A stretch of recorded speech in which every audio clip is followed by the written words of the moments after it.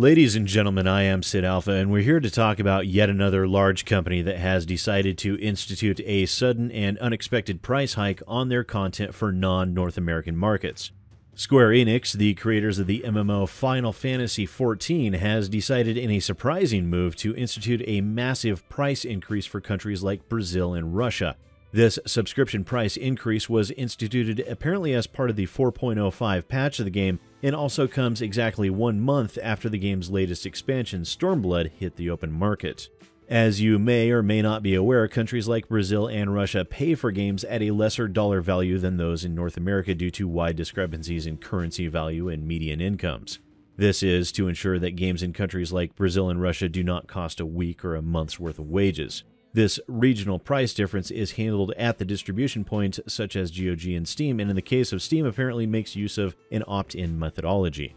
Earlier today, or at the time this video will go live yesterday, the price for game renewals for Brazilian gamers raised from 29 Brazilian real to 42 real, which is a 45% increase.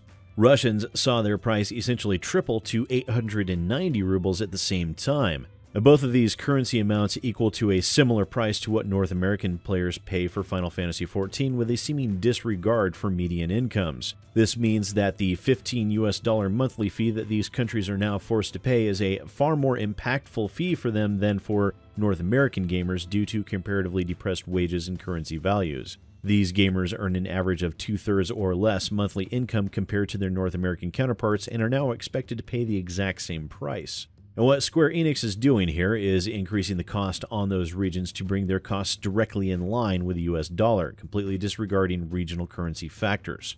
This has sparked an outrage within those communities that is beginning to show on the game's store page on Steam.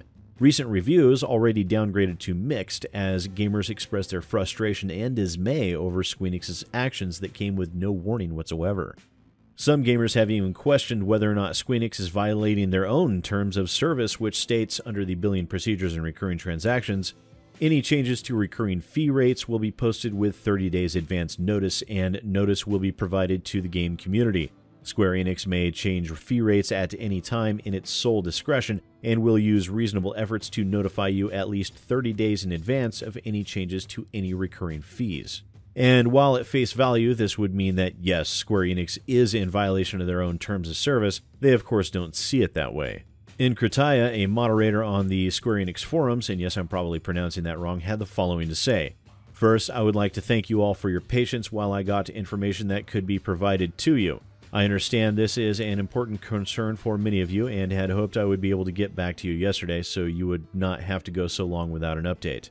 I would also like to thank you for keeping this thread civil and informative for each other. While there are certainly different perspectives, your tone with each other has been respectful, which allows this discussion to continue. As you have pointed out, we recently made adjustments to how prices in Brazilian real and Russian rubles are calculated for Steam users. These changes were made to bring prices using these currencies in line with a global pricing structure based on current exchange rates. In addition, these adjustments mean that prices now accurately reflect the pricing provided on our other official channels and currencies. Thank you again for your understanding and patience while I work to get this information for you. If people are finding additional pricing discrepancies outside of what was mentioned, please let me know so they can be looked into. So essentially, Square Enix has gotten around their own terms of service by not marking this down as a price increase, but to tout it as a simple currency adjustment, to bring them into line with current markets, even though the new prices make it so that when you compare income versus cost of subscription, the gamers in these countries are now actually paying more than their North American counterparts. And in my mind, when anyone has to rely on a legal technicality to find justification for their actions, then they're still doing something very wrong indeed. Of course, as can be expected, a great many people are now abandoning the game as it is very much cost prohibitive, and who could blame them? If you were paying $15 a month for an MMO and then you suddenly saw that price raised without warning to $30 or even $45 per month, wouldn't you feel justified in reacting negatively? I know I would be absolutely furious, and there is no way in hell that I would continue to support the game or its money-grubbing developers and publishers.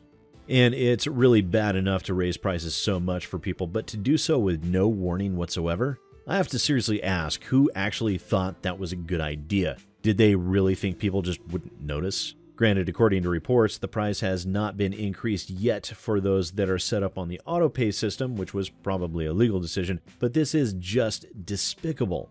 Please do show a little support for your fellow gamers and let Square Enix know just what a bad idea it is to thoroughly piss off their customer base. Raising prices due to currency changes could be tolerated assuming it is handled properly. Respect your own terms of service and give people the stated 30 days notice. Make sure you are appropriately adjusting for currency values and not gouging them as is happening here. And communicate with your customers. It is absolutely unconscionable for a company with as much experience within the industry as Square Enix to act in such a fashion as this.